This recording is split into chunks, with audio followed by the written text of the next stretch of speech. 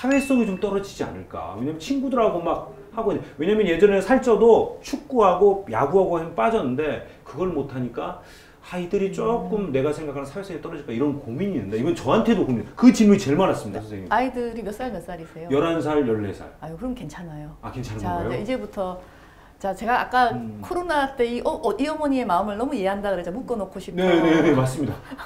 남자 키우는 집은 다 그래요, 지금. 그러니까요. 저는 정말 극하게 공감했어요. 우리 두 아이를 내가 아무것도 안 하고 애를 돌보라 그러면 저도 묶을 것 같아요. 어릴 때 생각하면 너무 별나기 때문에. 근데 지금 코로나 시대가 실은 되면서 정말 많이 바뀌었어요. 육아의 풍습이. 네네. 그리고 오는 환자들 수도 정말 많이 늘어나는데 이유가 뭐냐. 좋은 면부터 말씀을 드릴게요. 사실 우리의 현재 육아는 부모님들이 다 바쁘기 때문에 어린 시절부터 이렇게 진하게 아이들이랑 오래 있은 경험이 참 부족하세요. 맞아요. 네. 주말이라 하더라도 한 부모는 밖에 나가 있고 그런데 이제 쉬거나 사나 집에서 학교 가는 일주일에 몇 번 빼고는 온라인 수업부터 다 이렇게 받고, 또 부모님들도 또 재테크 많이 하시니까. 네.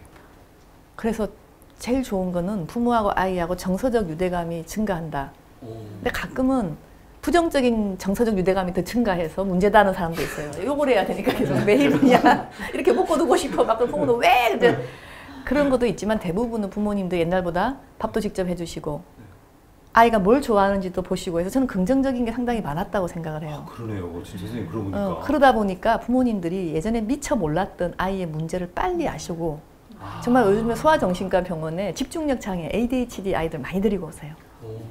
야, 우리 아이가 이렇게 산만하고 충동적이고 난리하는지 몰랐다. 선생님들이 존경스럽다. 그래갖고 빨리빨리 오는 애들이 많아요. 그래서 오히려 좋은 점은 부모님하고 유대감이 많아지고 자녀를 관찰할 기회가 많기 때문에 예전보다 문제 해결력에 있어서 빨리 오시니까 좋다. 그러니까 부모가 자식을 알게 되는 큰 기회가 된다. 그래서 저는 사실 코로나가 끝나도 좀 부모하고 많이 하는 시간이 좀 있었으면 좋겠다는 게 개인적인 저는 바람이고요. 자, 그 다음에 이제 좀 안 좋은 점 말씀드릴게요. 네. 그럼 아이들한테 어떤 영향을 미칠 것인가. 학교도 안 가고 친구도 덜 만나고 집에서 정말 매일 남자애들은 게임만 한다. 맞습니다. 여자애들은 카톡만 한다. 그런데 친구하고. 그랬을 때 어떻게 하느냐 했을 때 그게 바로 아이들의 뇌 발달에 따라서 이 상황이 다르게 영향을 미치는 거예요. 어른들은 이미 다 자랐기 때문에 다 비슷하지만 아이들은 유아기, 그다음에 유치원 다니는 아이들, 초등학교 저학년, 고학년 사춘기 다 다릅니다. 그래서 제일 영향을 많이 받는 그룹이 아무래도 어린 아이들이에요. 근데 다행히 만 한 3돌 전까지는 밖에 나가서 친구들하고 놀면서 사회화되는 것보다는 부모님들이나 주변의 지인들하고의 관계에서 더 많은 사회화가 일어나요. 결국 코로나 시대 때 제일 문제가 사회화가 진행이 안 되는 거거든. 누구랑 안 지내니까 혼자 있게 되니까. 그런데 어린 아이들은 주변에 몇몇 소수의 어른들하고라도 충분히 사회화가 일어나요. 그리고 이제 3돌부터 유치원부터 이제 초등학교 저학년까지는 실은 친구가 꽤 중요하기 시작해요. 그동안에 타협도 배우고 사회성 기술도 배우고 그러는데 특히 이제 유아보다는 저는 제일 지금 코로나 시대에 손해를 보는 아이들이 초등학교 1, 2학년이라고 생각해요. 이때 가장 친구하고 놀면서 많은 규칙을 배우고요. 그다음에 자조기술이라 그래서 학교에 가서 참는 법도 배워야 되고 화장실 손 들고 가야 되고 이런 기본적인 사회화 기술이죠. 왜냐하면 유치원까지만 해도 대부분의 교육이 아이들에게 맞춰줘요. 그래서 수업 시간에 손 들고 화장실 가는 것도 다 허용을 했어요. 근데 초등학교는 웬만하면 몸이 아프지 않는 경우는 선생님이 참을 수 있겠니? 그래서 수업이 40분이니까 요 끝나고 가자. 그래서 처음으로 자기를 사회에 맞추는 작업이 초등학교 1, 2학년 동안 굉장히 많이 일어나요. 학교가 공부하는 곳이라기보다 어떻게 보면 그때 아이들은 지식은 좀 많이 못 배우지만 자기를 사회 속에 집어넣는 규칙과 틀을 배우는데 요즘에 그게 안 되는 거예요, 아이들이. 왜냐면 특히 잠자는 것도 그래. 학교를 항상 규칙적으로 가면 제 시간에 자고 제 시간에 일어나는데 아이들이 어떻게 하면 학교 안 가는 날 늦게까지 노는 거예요. 그래서 그 다음날 10시에 일어나.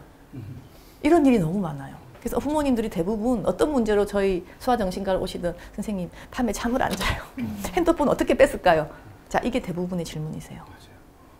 그래서 아이들 규칙이 어그러지고 그래서 초등학교 1, 2학년이 저는 너무나 마음이 아픈 거예요. 그래서 이걸 아신다면 부모님들이 집안에서라도 딱딱딱딱 계획을 세워서 제 시간에서 하도록 반드시 좀 아프시지만 그게 잘하면 상을 주시더라도 저는 틀을 잡아줘야 된다고 생각해요. 그래서 어떻게 보면 지금은 부모도 함께 재테크를 하면 괜찮으시죠. 재택근무를 하면 괜찮으시지만 부모님은 집에 가고 아이들만 남겨져 있는 경우에 너무 애들이 힘들 것 같아요. 그래서 지금 위험한 거는 있는데 그래서 일부 부모님들은 학교에 다시 맡기기도 하고 방과후 수업처럼 하는데 어쨌든 현재로서는 그 부분을 좀 제가 그냥 안을 하나 내면 다들 코로나 검사한 다음에 친한 친구들 중 괜찮은 아이들하고 같이 어울릴 기회를 좀 늘려야 된다고 생각해요. 부모님 좀 더 바빠지시지만 또 이 기회에 이웃 친구나 친구 엄마들 사귀어가지고 한 서너 명씩 묶어가지고 돌아가면서 친구네 집에 가서 같이 책 읽고 같이 무슨 온라인 게임 아니라도 게임도 같이 하고 하는 그런 시간을 주시면 사회와 가정에 전 도움이 되지 않을까. 또 규칙적인 생활을 함으로 인하여 학교 간의 효과를 줘야 되지 않을까. 지금 그런 생각을 하고 있거든요. 그리고 초등학교 고학년은요. 그 자체로 인해서 사회성이 약해지지는 않는데 어떤 문제가 생기냐면 빈익빈 부익부가 생겨요. 그렇겠죠. 이미 그 이전에 이렇게 사회성이 좋았던 친구들은요. 게임 하나를 하더라도 열심히 친구랑 같이 하고 막 카톡으로 하고 그래가지고 아이들이 기존의 소셜 시스템을 유지를 하는데 반해서 원래 사회성이 없던 아이들 점점 더 고립이 되는 거예요. 더 막 게임만 하고.